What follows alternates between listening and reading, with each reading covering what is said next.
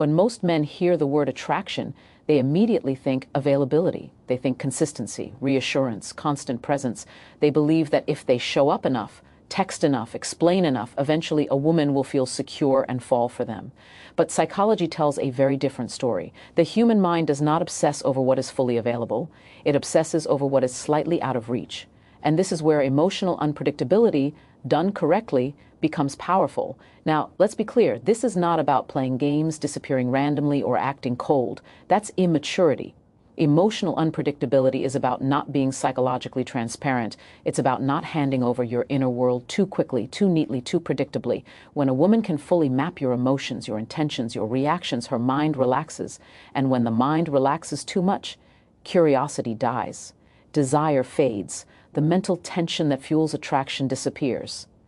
The brain is wired to resolve uncertainty. When something is incomplete, unresolved, or slightly ambiguous, the mind loops it again and again. That's why cliffhangers work. That's why unanswered questions keep us awake at night. When you are emotionally predictable, there is no cliffhanger. But when you are grounded, confident, present, yet not fully readable, you become a puzzle her subconscious wants to solve. Think about this. When you always respond the same way, always reassure, always explain how much you like her, always confirm where you stand, you remove the emotional tension that creates longing. She doesn't have to think about you. You've already told her everything. But when your interest is clear yet controlled, when your presence is warm but not needy, her mind starts doing the work for you. She begins replaying conversations, reanalyzing tone, wondering what you meant, wondering what you're thinking right now. And here's the key philosophical point most men miss. Attraction is not created by effort, it's created by space. Space allows imagination. Space allows emotional projection. Space allows desire to grow. When you fill every gap with words, reassurance, and availability, there is no room for her imagination to move. Emotionally unpredictable men are not chaotic. They are centered. They don't react impulsively. They don't over-explain. They don't chase emotional validation. Their calmness itself becomes unpredictable because most people operate from emotional urgency. When she expects a reaction and you respond with grounded silence, her nervous system pays attention.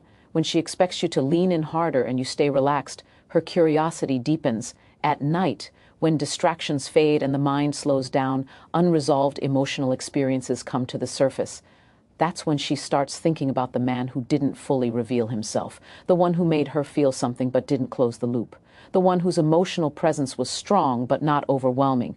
Her brain searches for meaning, for clarity, for completion, and in that search, you become the thought she can't let go of. This is why emotional unpredictability is not about manipulation.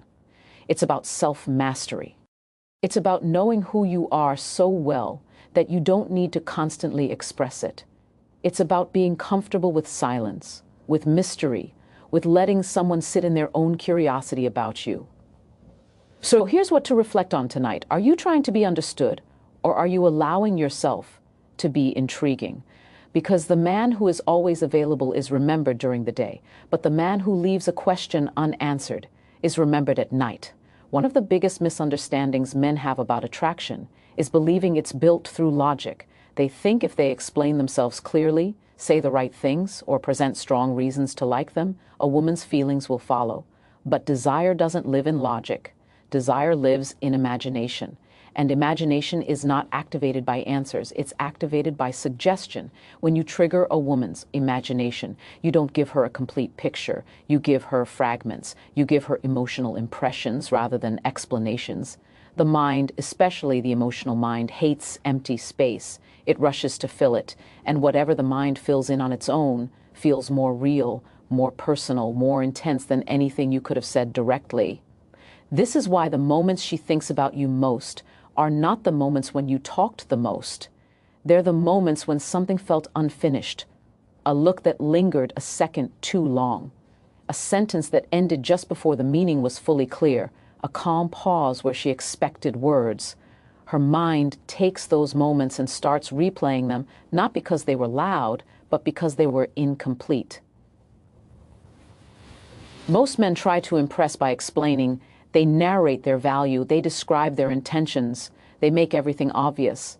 But when everything is obvious, the imagination shuts down. There's nothing left to explore. On the other hand, when you speak with depth but restraint, when you imply more than you reveal, you invite her into a mental experience. She begins to wonder what you meant, how you feel, what you're thinking when you're not speaking. Psychologically, this works because the brain confuses imagined experiences with real ones. The emotions triggered by imagination are processed in the same regions as lived emotion. So when she imagines a future moment, a conversation, or even a feeling with you, her nervous system reacts as if it's already happening. That's why thinking about someone late at night can feel emotional, intimate, even intense, despite nothing actually happening in the moment. This is also why mystery is not about hiding. It's about pacing. You don't dump your inner world all at once. You let it unfold. You let meaning arrive slowly. When she asks a question, you don't rush to fill the silence with explanations. You answer honestly but not exhaustively.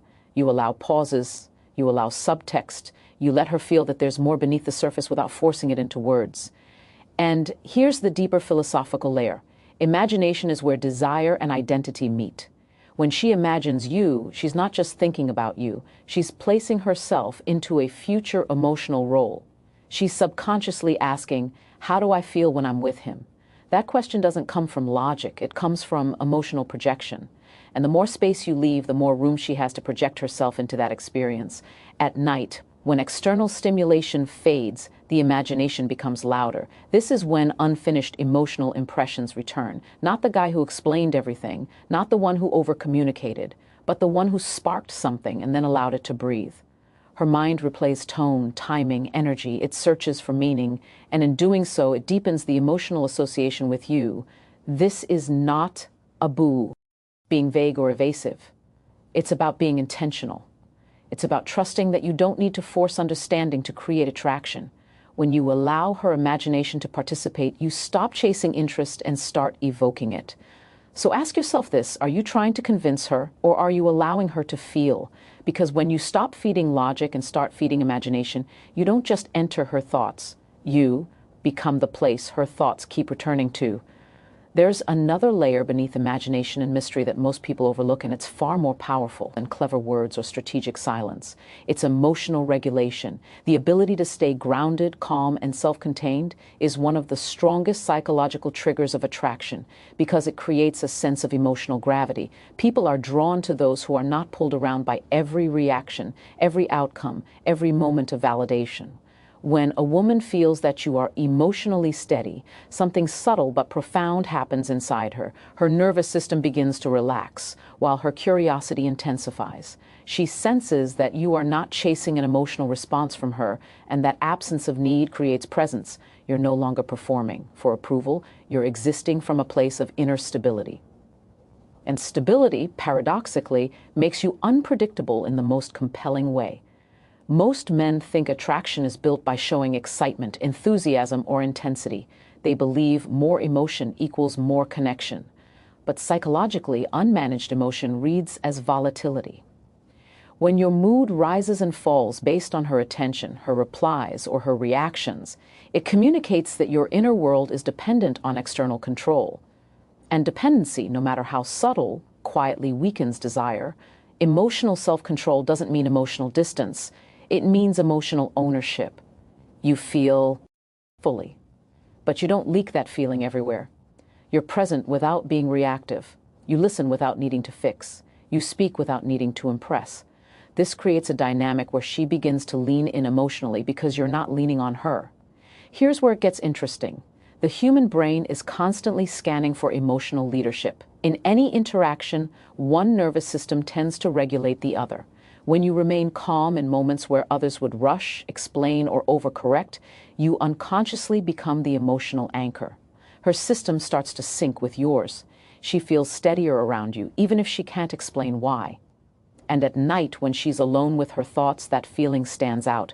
She replays how she felt in your presence. Not what you said, not what you promised, but how grounded the interaction felt. The mind associates emotional regulation with safety and strength. And strength, when it's quiet and contained, becomes deeply attractive. This is why being unbothered is not indifference, it's power. When you don't rush to respond, don't overreact to mixed signals, and don't collapse emotionally when things feel uncertain, you communicate self-trust. And self-trust is contagious. She starts to trust your presence because you trust yourself. There's also a philosophical truth here. Desire grows in spaces where control is relinquished. When you stop trying to manage her feelings, her responses, or the outcome, you create room for authenticity. You're no longer trying to steer the interaction, you're allowing it to unfold, and that freedom is felt on an emotional level. Women don't obsess over men who try to hold on tightly. They think about the ones who seemed whole without needing anything from them, the ones who could enjoy the moment without clinging to the result. That sense of wholeness leaves a psychological imprint. Lingers. So if you want to become unforgettable, don't try to be intense. Be anchored. Don't try to be impressive. Be internally stable. Because when you master your emotional state, you don't just create attraction in the moment, you become the calm her mind returns to when everything else goes quiet. There's a critical shift that happens when attraction moves from fleeting interest to persistent thought, and it has nothing to do with saying the right thing at the right time. It's about how you make her feel about herself in your presence. This is where most people misunderstand psychology. They think being memorable means standing out. In reality, it means activating reflection. When a woman can't stop thinking about you, it's often because the interaction subtly turned her inward. You didn't just entertain her, you made her more aware of her own thoughts, emotions, and desires. That internal activation is powerful because the mind keeps revisiting experiences that feel unfinished. And the fastest way to create that sense of unfinished emotional business is not by giving more, but by leaving space. Think about conversations that linger in your own mind. They're rarely the ones where everything was explained or resolved. They're the ones where something meaningful was implied, but not fully unpacked. The human brain is wired to seek closure, and when emotional closure is delayed, attention intensifies. This isn't manipulation, it's how curiosity and desire naturally function. When you speak with intention rather than excess, you invite her mind to participate. Instead of flooding the moment with details, reassurance, or over-explanation, you offer clarity and then pause. That pause does something important. It shifts the psychological weight of the interaction from you to her. Now her mind starts working. She fills in the gaps. She interprets tone, timing, and meaning, and whatever she invests mental energy into begins to matter more. There's also a deeper philosophical layer here. People feel closest to those who help them feel seen without being consumed. When you acknowledge her perspective, reflect her emotions accurately, and then allow silence or space, you demonstrate emotional intelligence. You're not extracting validation from her reaction. You're holding the interaction with confidence. That balance between presence and restraint creates respect, and respect is the foundation of lasting attraction. This is where many men sabotage themselves. They mistake silence for weakness, restraint for disinterest. So they rush to fill space. They double text, over-clarify, or emotionally explain themselves. But psychologically, that signals uncertainty. It tells her that you need the moment to go a certain way to feel okay. And need collapses mystery. Instead, when you allow moments to breathe, you communicate self-sufficiency. You show that you trust the connection enough to not force it. That trust changes how she experiences you. She no longer feels managed or pursued. She feels invited. An invitation is far more compelling than pressure. At night, when distractions fade and the mind becomes reflective, that invitation echoes. She replays the interaction not because you demanded attention, but because her own thoughts are still engaging with it. She wonders what you meant. She considers how she felt. She notices that you didn't try to control the outcome. And that combination of emotional safety and unanswered curiosity keeps the mind awake. This isn't about playing games or withholding affection. It's about understanding that depth comes from resonance, not repetition. One grounded, intentional interaction can outweigh dozens of forced messages. When you trust the impact of your presence, you don't need to chase reactions. You let meaning do the work. So remember this, if you want to occupy her thoughts, don't crowd them. Speak with clarity, act with restraint, and leave room for her mind to meet you halfway, because the strongest connections are built where effort is mutual and space is respected. There comes a stage in attraction where words matter less than emotional positioning. By the time you reach this point, she already knows what you say sounds good. What she unconsciously assessing now is how you carry yourself when nothing needs to be proven. This is where key point 5 lies. The moment you stop trying to impress and start allowing her nervous system to feel settled around you. Psychologically, attraction deepens when a woman associates you with emotional calm rather than emotional stimulation alone. Excitement gets attention, but calm builds attachment. If every interaction feels like a performance, her mind stays alert, not connected. But when you bring a grounded, steady energy, something different happens. Her body relaxes, her thoughts slow down, and paradoxically, that calm is what makes her think about you more when you're gone. This is because the brain seeks regulation. We're naturally drawn to people who make us feel balanced, not anxious. When you don't rush responses, don't overreact to small changes in tone, and don't seek constant reassurance, you signal emotional stability. That stability becomes magnetic. She may not consciously say, "He makes me feel safe," but her behavior will reflect it. She'll open up more. She'll linger longer in conversations, and later, when she's alone, her mind returns to the feeling you gave her, not just the words you said. There's also a philosophical truth here that many overlook. Desire grows where there is freedom. When someone feels emotionally free around you, free to be imperfect, uncertain, or quiet, they associate you with authenticity. You're not demanding a version of her, you're allowing her to be. That allowance is rare, and rarity creates value. This is why emotional pressure kills attraction. Pressure can be subtle. It shows up as expectation hidden inside kindness, as compliments that require a reaction, as attention that quietly asks for validation in return. Even when intentions are good, pressure is felt before it's understood. And once felt, it creates resistance. When you remove pressure, you create contrast. Your presence feels different from the noise she's used to. You're not trying to secure her interest, you're comfortable in your own center, and that comfort becomes contagious.